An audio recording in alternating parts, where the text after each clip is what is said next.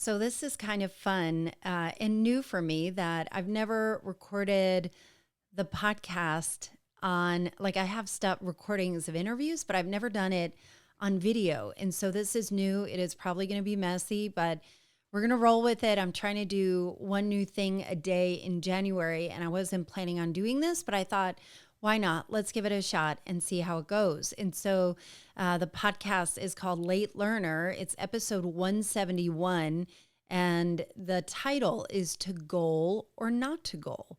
So I'm going to turn on the recording thing, so we'll see how it goes. But thanks, right? Thanks for being here. Thanks for watching, and we'll see if this is a piece of shit or not. We'll find out, right? All right, let's see. Hey, it's Allison here. Welcome to Late Learner, formerly known as Culture Changers Podcast. How are you doing with those resolutions? Well, it's week 2 of 2023, and according to statistics, and if statistics and research and data is right, 25% of the people who commit to New Year's resolutions drop off after the first week. And it goes down from there. Kind of depressing, right? Like a quarter of people drop off after the first week. But not really, actually. I think it's a commentary of human behavior as well. And it's getting a lot deeper than just discipline. I've thought about this a lot. And digging in right here is where things get juicy. You know, last week, all of the podcasts were doing shows on goal setting. And I've been listening closely. I personally have a little bit of a different story on goal setting, and I'll get to that in a minute. But let's get back to you. Last week, I bet you were so excited to tackle your resolutions, your word for the year, your goals, new year, new you. You are journaling, you're in the gym, you're bypassing the chips and eating more veggies. You're feeling good. Your body already feels better. You're even in a better mood. I mean, you are freaking owning 2023. And then what happens? Well, usually all it takes is one thing to bring down that house, usually a teeny tiny little trigger. And then what happens? Then something happens and you say, fuck this shit. Maybe tomorrow. Fuck this shit. I know this because this is how I operate when I'm trying to do a 180-degree turn from my normal programming, you know? It's a big change. And for me, I'm doing this new Year challenge that I set up where every day in the month of January, I'm doing something new. It could be something small, it could be something big, but the objective is to train the brain to be looking for doing things differently and open new possibilities. And I am all about setting the runway up for new possibilities this year. And if you want in, you can join me at allisonhair.com/new, or just go in the show notes. But the reason why I made this into a public challenge and have a bunch of people joining me, and I'm being dead serious on this, is because I don't think I would follow through if nobody was watching me. And in fact, this past Sunday, I just was in a bad mood, and I freaking hate when that happens. No reason. Maybe it's hormones or perimenopause. I'll probably do an episode on perimenopause and the emotional side of aging, but I was just grumpy. And I get in 2 different sets of thoughts when I'm agitated. The first is that when I'm in a low mood, I know I can get out of it really quickly if I do one of 2 healthy things. One is to go dance. For me, it immediately snaps me out of it. I'm grateful that I became a dance fitness instructor over the pandemic and have access to hundreds of videos and dance routines that I know that I can just get up and dance and move that energy out of my body, and it feels really good. It immediately snaps me out of it. Maybe it's the endorphins that come with the movement and music, but there are so many times when it truly has saved me. The other one is to go walk in nature. And this takes a little longer, but at least for me, but it really does help. But then the other thought is that Sometimes I purposely don't do those healthy things on purpose to get out of it. And the reason why I do that, it's not because I want to wallow in self-pity or, be pissed off. The reason for it is that I want to truly process the mood instead of covering it up with lipstick and sparkles. Of course, I could go a third route and get drunk as a skunk or do some retail therapy, but I'm trying to be a little more intentional. It's 2023, right? So I'm walking around all pissed off and thinking about doing something new every day in this past weekend. And I'm all like, fuck this shit. But then I'm like, oh, wait, I've got this Facebook group and I should set a good example. So I'm glad I have this challenge to hold me accountable. But then I think of so many people don't. And I looked up a study on why people fail at their New Year's resolutions. None of these will surprise you, but I think there's way more nuance and compassion and grace that can be applied and a bright light to help keep you moving forward. Okay, why do people fail at resolutions? The first reason for failure, 35% of participants of this study who failed their New Year's resolutions. The reason why, 35% said unrealistic goals. So let's talk about it. There are two kinds of goals. And so I want you to kind of think in the back of your head where you fall in this. One is very common, and it usually starts with the words more or less. I want to make more money. I want to eat less sugar. I want to get rid of debt. I want to be more present. I want to drink less alcohol. I want to spend more time with my kids. Okay, these are really noble goals, but there's no specificity to it, so it's hard to hold true to it or very easy to fail or forget. So it's almost inherently setting yourself up for failure. It's almost like a throwaway generic goal. Like, I want to make more money. All right, well, what behavior needs to change in order for you to make more money? A new job, ask for a raise. And did you know that there are studies that show that people are more willing to sit in a job that they are underpaid for, that they complain about, that they resent? They are more willing to do that and kind of stay in the status quo than they are to ask for a raise. And that that hurts my soul. I think there's such a commentary around our value, our self-worth, our confidence to be able to ask for more. But that is another episode. But I just thought, I think we need to reprioritize what we really need and what we're willing to stand up for. Now, the second kind of goal, so that's like the more or less, the generic kind of throwaway goals. The second kind of goal is a SMART goal. SMART stands for specific. It's an acronym: specific, measurable, attainable, realistic or relevant, and timely.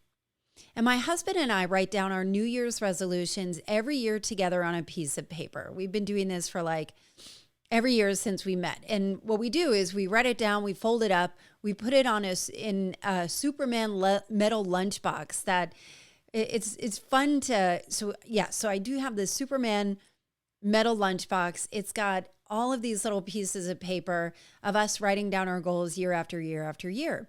And it's fun to look back and see the early years, like some of the dumb stuff we were working on and the big stuff we accomplished and some bigger stuff when we failed and failed and failed, and some that we really did accomplish. And my husband falls more into the more or less camp. So this year we made a conscious effort to turn them into SMART goals. So that might look like, instead of spending more time with the kids, it will look like I'm going to devote, now remember that's specific, measurable, attainable, relevant, and timely. I'm going to devote 30 minutes of screen-free time for us both, focused on each kid twice a week. 30 minutes of devoted time, no screens, full focus on them, 30 minutes twice a week for each kid. Or I'm going to replace 1 glass of wine a night to kombucha, drank out of a wine glass, so you can still have that kind of ritualistic. Or I'm going to put together a detailed progress list of projects metrics of my results and progress by February 15 to present to my boss to ask for a raise. Those are smart, specific, measurable, attainable, realistic, or relevant, and timely goals. The other option to do what I think is even better. So you have these goals, right? But most people go into the year with these totally pie in the sky goals without a real structure or defined ladder to get there. Like, I'm going to net my first $1 million in earnings this year. But the reality is that you've been earning a steady $150,000 a year and haven't really done much beyond that. You hope maybe some lottery tickets you forgot to buy are going to do the trick. So you kind of have to make those relevant, or at least change some behaviors that would help you get there. So what does that look like? So maybe the better plan is to have more bite-sized goals that can feed into the bigger goals. Like getting to your pre-baby weight may not be a good goal if you freaking love to eat shitty foods and hate to work out. But committing to doing a fun workout, like something you love twice a week, even if it's a walk or just even eating one healthier meal per week, that's still progress and that still counts. So I really dig the bite-sized goals more than the big-ass aspirational ones. So the other reasons why people fail. So the first one is unrealistic goals. The second one, 33% reported that they didn't keep track of their goals. 23% forgot about their resolutions. And about 10% of those folks who failed said they made too many resolutions. Yeah, I've been there too. It's better to make it more manageable than, I think 3, or even if you set it up into buckets of like friendship and family, relationships, work, spirituality. I think we had 4 or 5 buckets that, like big buckets that we really wanted to have one goal in and kind of make it a little more manageable. But some people will write down a whole shitload, like a wish list. And it's just, like you can't even keep those all in your head all year long. So where do you fall into all this? Are you killing it? Like you are so confident about 2023. You have finally got this. You're on day 12 of the year and you're just crushing it. You're doing 75 hard, whatever it is. Or are you feeling sort of shameful about not being as consistent as you had hoped? So I want to dig a little bit deeper into this. Some of this info is like, no shit. It can be hard to create some new habits, right? And I'll share a story. And it's something I have talked about on the podcast, but never in detail. And I personally have a very different relationship to goals in that I am almost completely resistant to making any, like completely. You may relate to this, but I've spent countless masterminds and retreats and programs that I'm in, coaching programs, setting these big aspirational goals. And, like this time next year, I'm going to, and it's funny because I've done this so many times, you may relate to this, where I almost like the moment it comes up of like, all right, we're going to take out our journals. We're going to write down, it's the, December, whatever of the next year. Where are you? What does your life look like? Write down in present tense. What does life look like for you? Not I want to be, I am. And that would always send, my heart would always sink because I've done it so many times. And those goals have come and gone, right? And it's not like I didn't do the work. And, maybe it was, I don't know. I get the sense in some cases, and I'll throw this out there, and for what it's worth, you can take it or leave it. But I am learning in real time as I'm building out this business or as my new life as an entrepreneur, that I have forced unnatural timelines and really have tried to make things happen because that is what I do. I make things happen. I do things quickly. But I think that when it comes to really big aspirational goals, that some of them you just can't microwave. Something that needs to bake a little longer. You can use a baby analogy, a pregnancy analogy. But to me, I feel like I've been trying to microwave something that, as time passes, then I see like, oh, that's why. But let's go back to why I'm resistant to goals. And, like I've done the things like by this time next year, I'm going to have bought my third house on the beach, luxury cars in the driveway. Kids are happily playing and my husband and I are counting our millions. I mean, dream big, right? Why not? And I've set much smaller goals. I've done manifestation exercises and techniques. I've consumed every type of methodology only to have seen these goals come and go.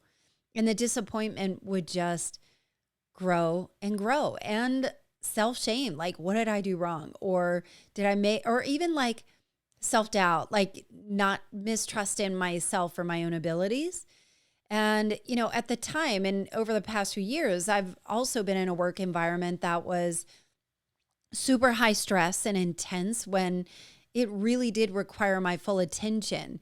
But that didn't always match the results of my efforts. So I became very disillusioned and frustrated whenever we would put together like financial projections at work. And if you work in SaaS sales, SaaS stands for software as a service. And if you do, you understand exactly what I mean with this. There was a certain level of bullshit required to appease the shareholders, or in your immediate view, to save your boss's ass and rely on some Q4 magic, which the Q4 magic inevitably had some merit to it. But I digress. I stopped setting goals. And I also had struggled with disordered eating and body dysmorphia a few years back. And you'll see how these kind of two worlds really converge for me, and I don't get on scales anymore. In fact, I'll tell you a kind of a crazy story. Years ago, this was shortly after my daughter was born. My daughter is 7.5 now. And I was hell bent on getting my pre-baby body back. I was going to be the unfettered mom whose body snapped right back after my second baby. I would wear fabulous clothes, look like $1 million wherever I went. And it's funny because I remember telling people, I don't want the only evidence I want that I've had kids are my kids. I don't want to see it on my body. And, this was like a mantra and a motto that I really, really followed. And I'm going to go really deep here. In other words, under no circumstances was I going to let myself go, which I say this in air quotes. And a side note about this, my mother had 6 kids. I have 2. My mother had 6 kids, 10 pregnancies. And she was skinny, skinny, skinny after all those kids. She loved to entertain. She was the life of the party and had so much flair. Just loved these like colorful things, which if you know me, you'll know I love bright, bright colors. I'm wearing a bright yellow tank right now. I generally don't wear a lot of black, and love these colors. And, when my parents got divorced when I was a teenager, my mom suffered from severe depression and had been prescribed Prozac. I think I remember it was right when Prozac came out, and her weight ballooned, which made her even more depressed. And imagine going shopping, when you can wear whatever you want, and then all of a sudden you can't find anything that fits you anymore. And it was such a mind fuck for her. And, it made her even more depressed. She never dated again, never worked out. She never went to college because she decided to have a family instead, and she didn't work while she was raising us. My father was the breadwinner, and, it was kind of common with where we lived too, until the divorce. And she had to make ends meet as a newly single mom. And her weight gain left her limited on what she could wear. And one day she just gave up. And I'm saying this, I feel bad. I want you to kind of listen with the lens of not the vanity of where this comes from, but like the deep emotional side of this. You may have a similar story or know people that have similar stories to this, but my mom would wear these unflattering palazzo pants. Do you remember those? They looked terrible on everybody, but were comfortable as hell. I guess they were like the Uggs of sweatpants. And I want you to Google it, palazzo pants. And my mom would wear like a sweatshirt with stains on it, she'd have these palazzo pants, black sneakers that were falling apart, and she'd have her acrylic nails done, but growing all the way out where you can see the beds of her nails, like fully, and she'd be out wearing a colorful Coach bag. And I hate to admit it, but I was devastated how she stopped caring for herself. And while I understand and have compassion for her and her state in context, especially now that she has passed, I was so angry at her choices. And I really thought it was her choice. And I didn't really understand the disease of depression and how that can overtake somebody. And I was so committed. And this was for decades. I was so committed. This really was up until a few years ago. I was so committed that this would never, ever happen to me. And my mother's life in my head was a cautionary tale. Even though she loved and adored me and my siblings so much, she really was a great mom. I was going to work out. I was going to make a lot of money. I was going to be independent. I was going to eat healthy. I was going to look fucking fabulous. And then I started spiraling. And, I have been to countless therapists. Like the whole mom issue thing has always been an undertone everywhere I've gone, forever. And after my daughter was born, and mind you, I know this is going to sound crazy, especially if you know me now, but when my daughter was born, I had zero hobbies, none. And my husband would tell me, Allison, you really need to get a hobby. You need to do something, with something you love. And I would say, I know, I wish I had something I was good at. I wish I had something I loved enough to do it. Instead, I would, endlessly watch Real Housewives. And I literally watched every single franchise and every single episode and knew every character. I don't anymore, but all I would do is watch Real Housewives or whatever reality TV show was on, raise my young babies. I would work, hang out with friends, and work out, and that's it.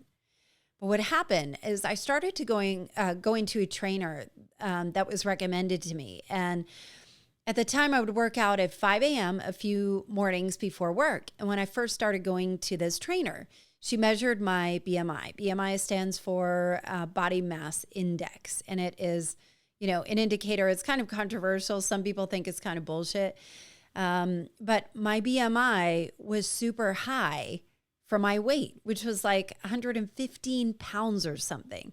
I was not heavy at all. I just wanted to get rid of the little pooch, that my baby left. It was like, my BMI was like 25, which was way above normal for my weight and the height. I'm like 5'4". And at this point I saw red, and this trainer had me tracking my macros on my FitnessPal, and I was obsessed and weighed and tracked every single thing I put in my mouth. I had help from a nutrition coach, this fitness trainer, taking progress pictures of my body all the time, which I hated. And I spent my weekends pre-cooking, portioning, and packaging all my food for the week in these teeny tiny plastic containers. I still hate them when I see them. I was positive that I was just one Dorito away from turning into my mom. And I knew this wasn't good. I was skinny and I was strong. And I just had this teeny little pooch in my belly that I couldn't get rid of. And I went to several therapists trying to help me. I knew something was wrong. I could literally feel myself going crazy. Like I knew none of this obsession mattered in the grand scheme of things. Nobody cared of this, and this elusive goal to have this pre-baby body back was mine and mine alone. And, it didn't help my relationships. In fact, it hurt them. And I was spending so much time worrying about food and cooking. And, by the way, I fucking hate to cook, even more today, but I hated it. And I was sad that I wasn't spending time with my kids. I was busy obsessing over my body. It was the worst. And I didn't know how to get out of it. I was spiraling so much where I could see myself going crazy. I could feel it. And I didn't know how to stop. And so I decided to fix it. And apparently nothing can fix, that little pooch after you have the baby. It's called diastasis recti, which is like the separation of the muscles in your abs that can happen after childbirth. And the only thing that could fix it was surgery. So I was like, forget it. I'm going to get a mommy makeover. Just flatten out this damn belly. A mommy makeover is a tummy tuck and a boob lift is what I was going to get. And so I was going to get this mommy makeover, just flatten out this belly, fix the hernia while you're in there, and lift those boobs too, will ya? So problem solved, right? Wrong, bitch. That surgery was so botched. It was botched. And it was unbelievably intense. But I had necrosis. It is a death of the skin. You could look it up. It's like almost one of the worst things that can happen. I was highly unlikely to be a candidate for necrosis, like skin death, where I literally had a hole in my entire stomach healing from this, where I had to wear a medical device for a month.